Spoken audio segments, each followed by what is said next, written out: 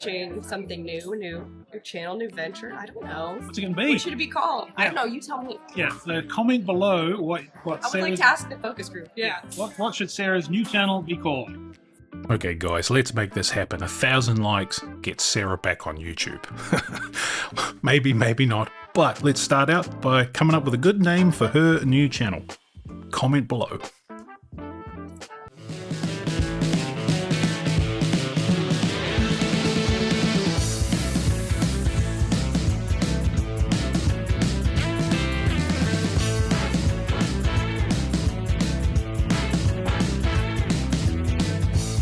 So I was up in Lexington, so I had to stop at Liquor Barn, see what they had, and not far from Liquor Barn, maybe 10 minutes away, is Dark Hearts. So I went over there and had a few drinks, met up with a few friends, talked to Sara, so that'll be at the end of this video, so stay tuned to that. And Macaulay also let us try the new blunt blend, so that was pretty exciting too. So anyway, let's go check out what Liquor Barn's got. So I always like to come over to their allocated section, check it out. It's on the far left of the building here.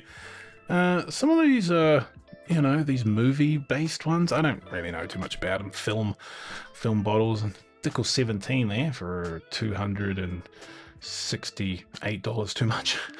And the Kentucky Blue one, that's for the football guys. And a baseball bat full of tequila. I don't think that would probably be very good. Just a guess. So that Bond and Lillard, that's a Wild Turkey product. And there's a couple of different ones in that group of little 375 bottles. I actually prefer the Saffel one, I think. It's pretty decent. And Woodford Reserve. So they've got the old double oaked single barrel and then the barrel proof one. But the barrel proof one, they put into a barrel to double oak it. And they proof it down in that barrel.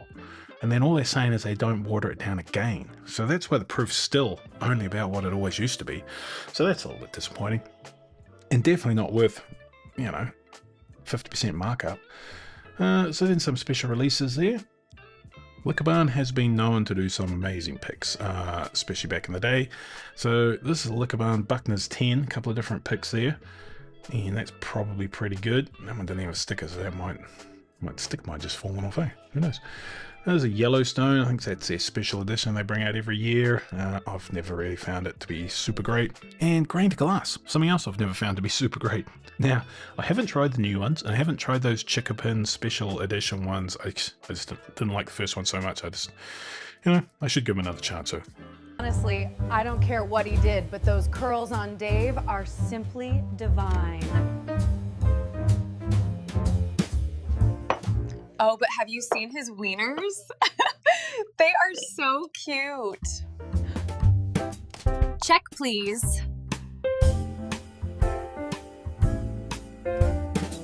Now this Four Roses pick looks pretty good. It's fairly good proof, 160 and change, and tier 5. It looks pretty nice and dark too. So yeah, back to these Heaven Hill Grain to Glass. The limited edition Chickapin, I've had people tell me it is actually pretty good. So comment below which one you think I should get. Should I get the rye or the bourbon? I haven't seen a wheated one of these things, so don't know if that exists, but I don't want to be burnt again, guys, so comment below what you've seen. Now, the couple in front of me was super excited that they found a Limestone Farms Select stock, you know, the white labeled one. There were 2 bottles and they were just fucking happy, man. They dived in and bought both of them. So awesome. Some Blue Run there. It's something I've not really got into. Getting a bit expensive. And that Down Home. It's a 17-year rye whiskey. It's pretty expensive, but it was, I think, a lot more expensive, and I have seen it on sale in the discount bin sometimes, so let me know if you've tried that too. And a whole bunch of different Bardstowns, all their collabs and stuff, which are all good, and it's all the old bottle, so excellent. That RD one, I think it's like a 10-year Amberana. It's also like 90 bucks, so a little bit too expensive for an Amberana. Anything's too expensive for an Amberana for me. Now this pinhook thing I've heard is very good. So every year they came out and they increased the age statement by 1 year. So we're up to 10 and apparently it's very good. And that Rare Character Hearse, I think that's their new cheap, you know, cheap bottle. 58 bucks for a Rare Character is pretty damn cheap. And Old Carter couple of my friends were actually hanging out with Mark Carter as I was here. Really nice guy, and really good whiskey. And there's a Weller gift basket there. It's like $179, so unless you're into whatever hell else is in that basket, it's definitely not worth it. And a Blanton's, which was, I think, even more. So yeah, gift baskets can work out if you like whatever the hell else are gifted in the basket. And there's some Bee's Knees. So the Bee's Knees is the honey finished bourbon, and the after swarm is the honey finished rye. Found that out the other day. And always pretty damn good and tasty. And Dark Arts, and this Dark Arts has actually got wax top, so maybe that's just what Liquor Barn did on their pick, but I should have asked, because guess what, I was just going with Dark Arts after this. And the Boss Hoss, $700 and a fancy box. It's probably some of those releases are good and some of them are not. But speaking of expensive, Willet, like $530, you know, I don't know, man. 12-year, 11-year rye. Whew, that's a lot of money. This is a place you can probably actually go and try it over at the bar, which is on the other side of the building. You can get a sandwich. Definitely recommend getting the Reuben and try one of these Willets before you drop $600 or $700. Because at that price, man, it's got to blow your socks off. So they've got some cigars and stuff up there. And they've got the very old St. Nick, which, one of those other things, I did try at KBF, and some of them are fantastic. Calumet 16, back to its normal sort of price. Like I did see it at Campbell Station, cheapest ever saw it, like $130. And some more Willet. Don't bother on that weeded one. That's just absolutely not worth it. And then we get into some really expensive stuff, like a 14-year Purple Top Bourbon. That is sitting on the shelves, right? Because that is a lot of money. Now that is probably fantastic. I don't know, but I ain't dropping $700 for it. I can't even imagine how good that would have to be worth $700 plus tax.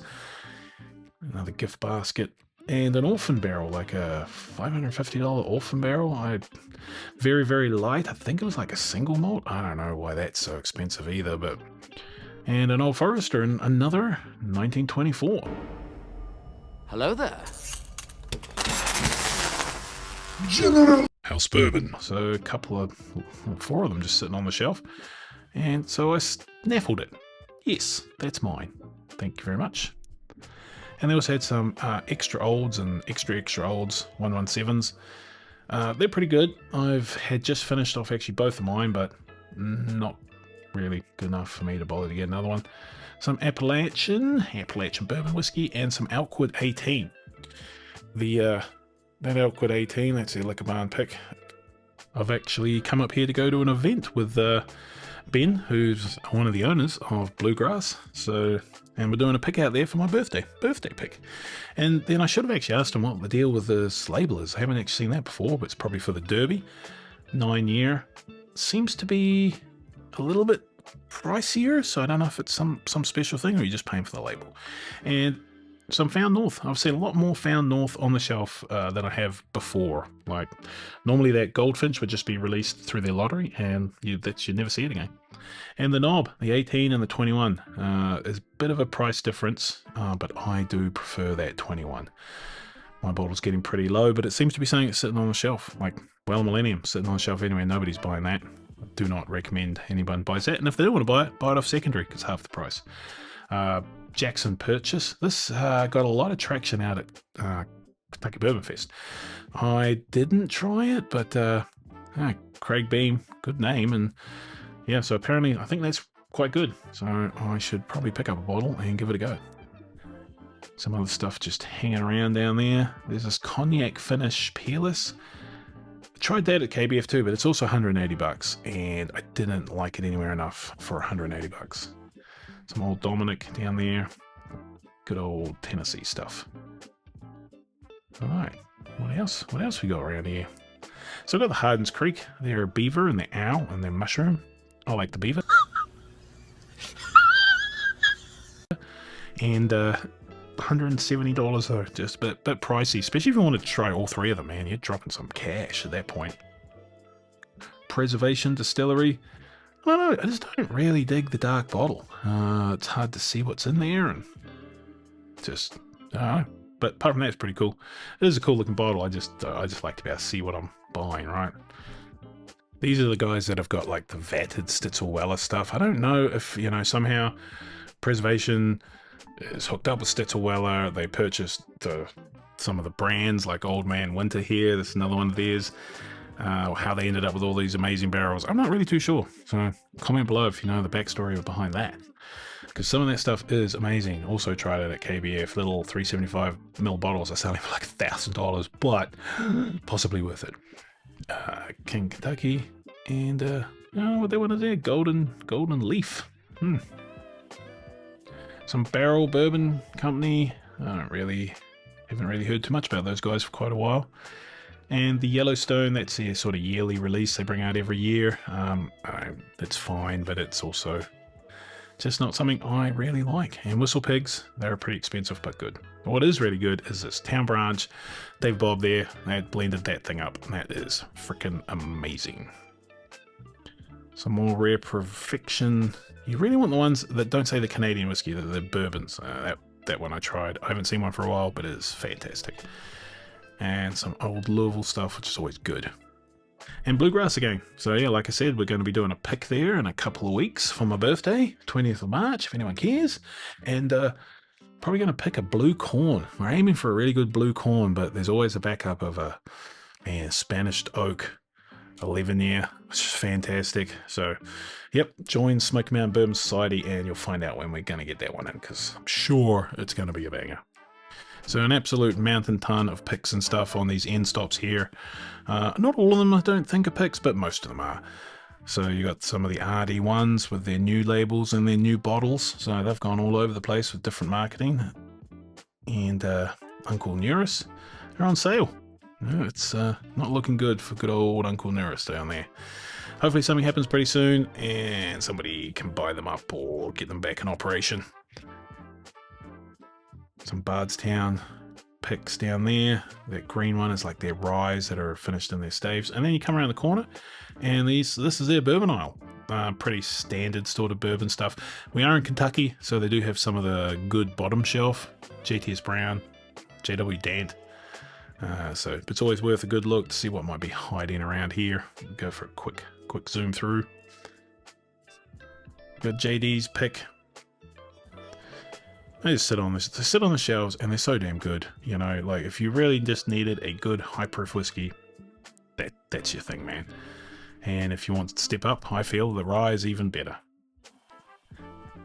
There's so much good whiskey at really good prices these days. You just really spoil for choice at the moment, which is a good thing. So all the standard stuff, get into a bit of like eggnog, which is just mixed in here. And a whole bunch of all the benchmarks you can think of. Early times, I didn't really see that. I probably should have got me in early times. That was silly. But I didn't. See my other video from what I think about the new early times. I'm going to zoom up here. There's a bit of a larrikin. I was trying to see what that purple one was. See what the sort of proof it was. Some of those purple ones were like hazmat, eh? Like those are pretty good. Some of the larrikin. And a big old eggnog sitting up there, which is probably pretty good. Doesn't really seem to be the season for eggnog. A silk velvet in there, $80 for their sort of cask strength one. Like I say, that was pretty damn good. Another one I got to try at Kentucky Bourbon Fest. That's why it is just really good time to go to Kentucky Bourbon Fest. You get to try all this stuff that you just wouldn't have tried any other way. So I was up here. I also went out to Buffalo Trace. They had the Travelers Full Proof that I tried, and it is legitimately better than normal Travelers, but how could it be worse? And it's only like $8 more or something. Like that was half the problem with Travelers. It was just too expensive, considering it was more expensive than Eagle Rare at some point. So now they've got the full proof. They've stepped it up in proof. It does taste better, and they have only increased it like $8. So it went from 30 something to 38. So over here is probably a bit of a better aisle. I got the Sagamore Ryes, all the different ones there. Oak and Eden, not a fan of those guys.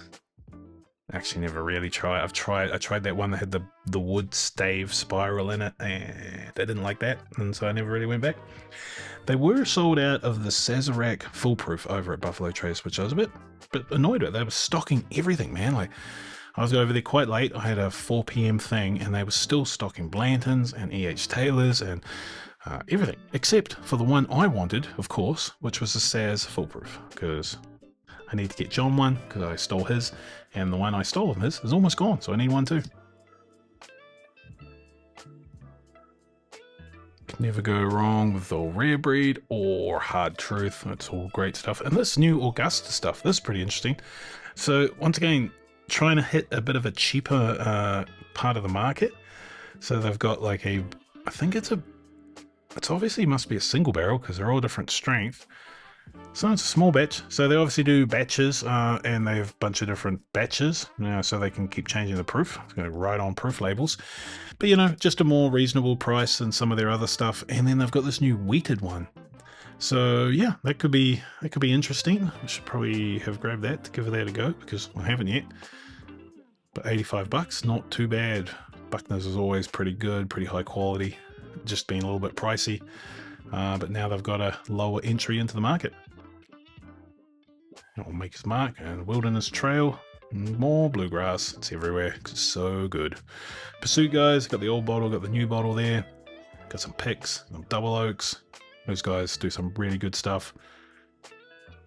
They got that P Club too. I'm not a member. A few buddies are, so pretty cool thing. You join up and then you get availability to their special releases. And it's super cheap on the scale of some of these clubs.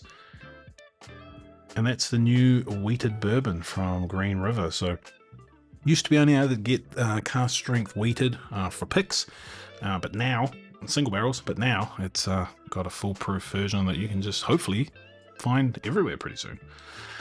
Green River's doing some amazing stuff. Like I got previous video, Jason C got a hazmat bottle of it, single barrel. It's so amazing. So go check that video out. Probably a couple videos ago.